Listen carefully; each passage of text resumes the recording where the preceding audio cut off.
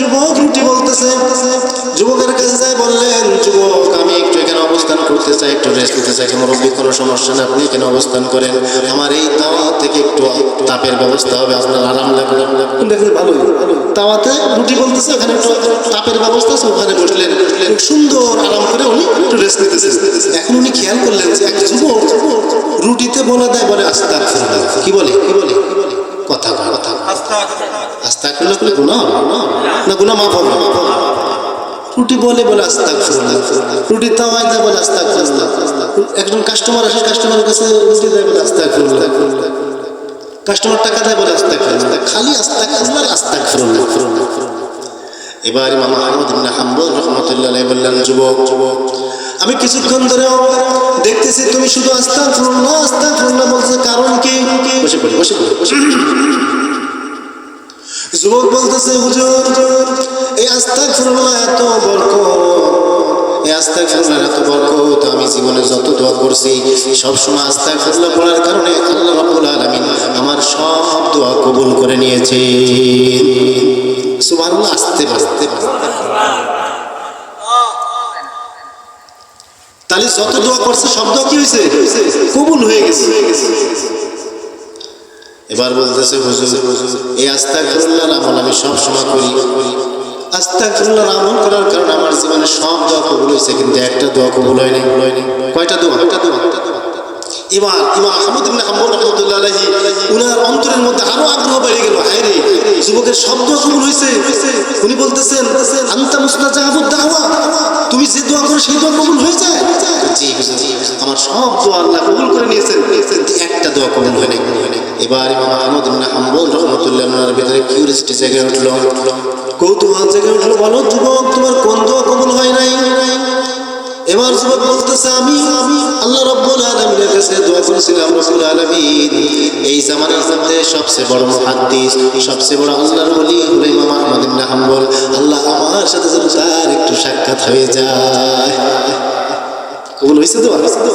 ইমাম আহমদ ইবনে হাম্বল রাহমাতুল্লাহ আলাইহি চোখের পানি ছেড়ে দিলেন, চোখের পানি ছেড়ে দিয়ে যুবককে আলিঙ্গন করলেন, বুকে জড়াই নিয়ে বলতেছেন, যুবক তুমি ইস্তেগফারের আমলটা করছো, ইস্তেগফারের আমল করার কারণে আল্লাহ রাব্বুল আলামিন তোমার যে দোয়াটা কবুল হয়নি ওটাও আজকে কবুল হয়ে গেছে।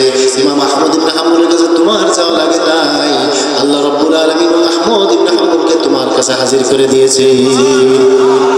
ইস্তেগফারের আমল বেশি করার দরকার আছে না নাই? সেই ইমাম আহমদ ইবনে হাম্বল রাহমাতুল্লাহ কথা বলতেছিলাম, উনি ওনার মায়ের খেদমত কেমনে করতেন? ওনার মায়ের পায়ের কাছে চুমুক খাইতেন। ওনার মা চিন্তা করতেছেন, এই জামানার সবচেয়ে বড় মুহাদ্দিস, সে আমার পায়ে চুমুক খাই, ইতস্তত করতেন, একটু লজ্জা পেতেন। ইমাম আহমদ ইবনে হাম্বল রাহমাতুল্লাহ বলতেন, মা আমি তোমার পায়ে চুমুক খাই নাই, আমি আমার জান্নাতে চুমুক খাইছি।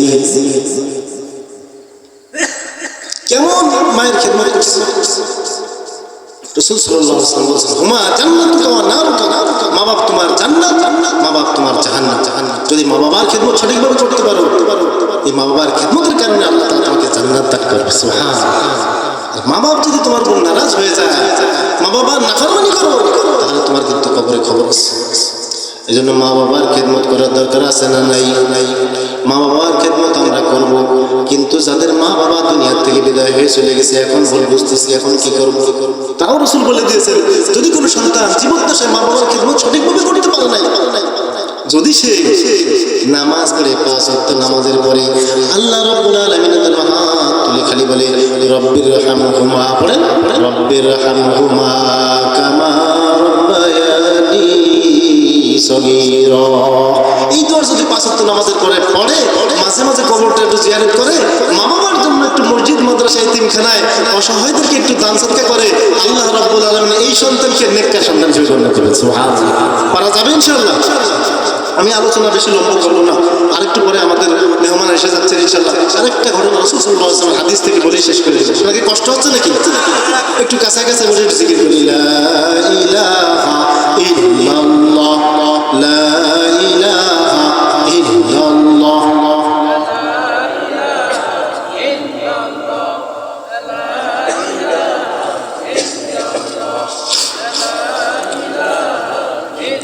তিন জায়গা ফাঁকা রাখতে না। কয় জায়গা বলেন তো? তিন জায়গা। নামাজের কাতারে ফাঁকা রাখলে ওই জায়গাটা দখল দেয় শয়তান, আর দিনই মজলিসে যদি ফাঁকা রাখা হয় ওই জায়গায় দখল দেয় শয়তান। মনের মতো শশা দিতে থাকে, ওঠে ওঠে একটু চা খাইয়া ভালো ভালো কথা শুনতে দিবে না। এই জন্য মেহরবানি করে যার সামনে যতটুকু জায়গা ফাঁকা আছে মেহরবানি করে আল্লাহ সন্তুষ্ট জন্য বসে যায়, আল্লাহ খুশি হয়ে যাবে।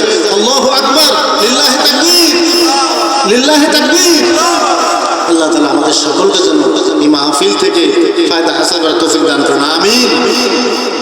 যে কথা বলতেছিলাম, বিশ্বনবী সাল্লাল্লাহু আলাইহি ওয়াসাল্লাম সাহাবাদেরকে হাদিস শোনাইতেছেন বনী ইসরাইলের জামানার ঘটনা। তিন ব্যক্তি পথ দিয়ে চলতেছিল, রাস্তার পাশ দিয়ে বড় পাহাড়, পাহাড়ের পাশ দিয়ে তিন ব্যক্তি চলতেছে। এই তিনজন ব্যক্তি যখন চলতেছে হঠাৎ করে ঝড় উঠছে, ঝড় এমন ভাবে উঠছে চারিদিক দিয়ে ধুলোবালি উড়ে আসতেছে। এখন এমন ভাবে ধুলাবালি আসতেছে যে বাঁচার কোনো রাস্তা নাই। তাড়াতাড়ি তিনজন গুহার মধ্যে ঢুকে গেছে। কিসের মধ্যে? পাহাড়ের এক গুহার মধ্যে ঢুকে গেছে, গর্তের মধ্যে ঢুকে গেছে। গর্তের মধ্যে যখন তারা ঢুকে গেছে একটা বিশাল বড় পাথর গর্তে গড়তে গড়তে ওই গর্তের মুখে এসে পড়ছে। এত বড় পাথর তিনজনকে 30 জনের ঠেলা তুলে লড়াতে পারে, বেরোনোর আর কোনো রাস্তা নাই। এমন অবস্থাটাকে চিন্তা করে বাঁচার আর কোনো রাস্তা আছে? সব রাস্তা বন্ধ। এখন বাঁচাতে পারে একজনই, তিনি কে? তিন ব্যক্তির একই হয়ে গেছে যে এখান থেকে আর আমাদের বাঁচার কোনো রাস্তা নেই। মোবাইলের জামানা না যে মোবাইল করলাম যে তোরা তাড়াতাড়ি আয়, আমরা এই যে আটকা পড়ছি, সে জামানা ছিল। চিল্লাইতেছে, ওই কোনো লোকজনই নেই, শব্দ শোনে না। তিনজনের একই হয়ে গেছে আর আমাদের কোনো বাঁচার রাস্তা নাই, এখানেই মনে হয় মরণ হবে। একজন বলতেছে বাঁচার একটা রাস্তা আছে। কি? তাড়াতাড়ি কয় তোমার জীবনে যদি কোনো ভালো কাজ করে থাকো, তোমরা জীবনে যদি কোনো নেক আমল করে থাকো, ভালো কাজ যদি জীবনে করে থাকো, আল্লাহ রাব্বুল আলামিনের কাছে সেই ভালো কাজের ওসিলা দিয়ে দোয়া করো। এই ভালো কাজের ওসিলা আল্লাহ রাব্বুল আলামিন আমাদেরকে আজকে বাঁচাতে পারে, এছাড়া বাঁচার আর কোনো রাস্তা নাই। তাহলে বলছো তুমি আগে পেশ করো, তুমি একটা আমল পেশ করো। এক যুবক সে বলতেছে যে আমি যৌবনকালে যে সময় যুবক ছিলাম, আমার এক চাচাতো বোন অনেক সুন্দরী ছিল, রূপসী ছিল।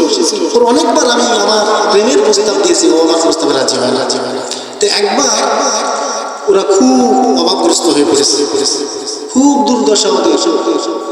এখন আমার কাছে এসে বলতেছে ভাই তুমি আমাকে একটু সহযোগিতা করো, আমাকে অর্থ দিয়ে সহযোগিতা করো। আমি তাকে সহযোগিতা করার জন্য বেশ কিছু স্বর্ণমুদ্রা দিলাম। আমি স্বর্ণমুদ্রা দিতে পারি, একটা শর্ত আছে, আমার প্রস্তাবে তোমার রাজি হতে হবে। ও নিরুপায় হয়ে আমার প্রস্তাবে রাজি হয়ে গেছে। এক রাতে একটা গোপন কক্ষে ওকে আমি পেয়ে গেলাম। পাওয়ার পরে সে বলতেছে হে আব্দুল্লাহ ইত্তাকুল্লাহ, হে আল্লাহর বান্দা আল্লাহকে ভয় করো। কাকে ভয় করো? আল্লাহকে ভয় করো। ও যখন বলছে আল্লাহকে ভয় করো, আমার শরীরের মধ্যে কাঁপ উঠে গেছে। ওখান থেকে ফিরে আসছে।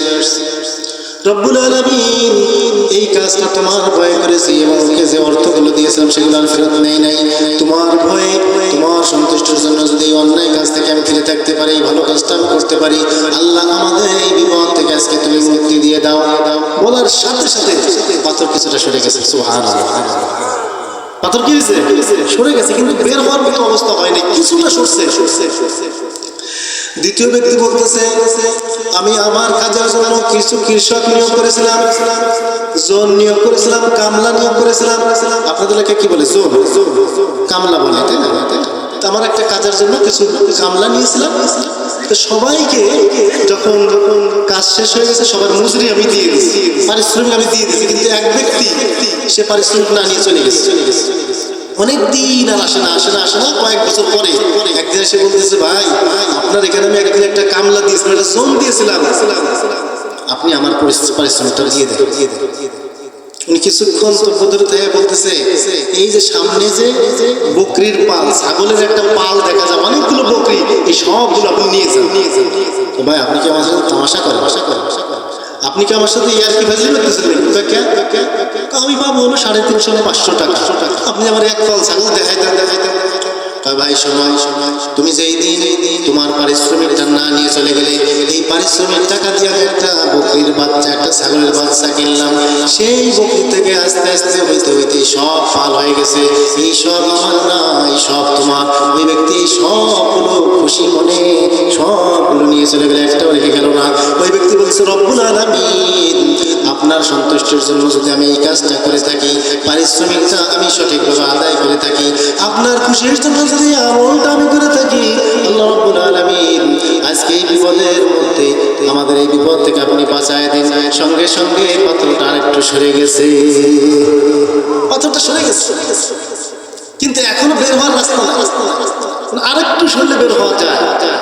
কিছুটা সরে গেছে, আলো বাতাস দেখা যাচ্ছে বাইরের থেকে আসে। এই সময় তৃতীয় ব্যক্তি বলতেছে, আমার একটা আমল আছে, তাড়াতাড়ি আল্লাহর কাছে পেশ করো। কি আমল তোমার? আমার আমল হলো আমি কিছু বকরি পালতাম, বকরির দুধ দহন করতাম। এই বকরির দুধ দহন করে আমি আগে সর্বপ্রথম আমি জ্বালাইয়া আমার মা বাবাকে খাওয়াতাম। কাকে খাওয়াতাম? মা বাবাকে। আজকে তো বউ পাইয়া আমরা মা বাবার গেলে একেবারে ভুলে গেছি। কি বলেন? হ্যাঁ, বলা যাবে মা বাবার খেদমত বরকত আর বরকত।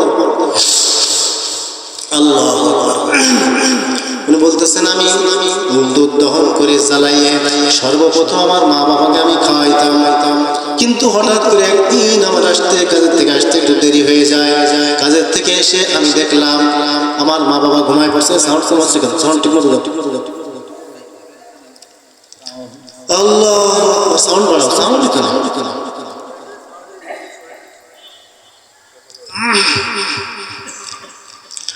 আল্লাহ এখন হঠাৎ করে মা বাবা ঘুমায় পড়ছে। এখন কি করা যায়? উনি দুধ জ্বালায় মা বাবার শিওরে দাঁড়ায় আছে যে মা বাবা ঘুমের থেকে জাগবে, তারপরে আমি মা বাবাকে খাওয়াবো, তারপর ছেলে মেয়ে স্ত্রী আমার সবাইকে নিয়ে খাবে।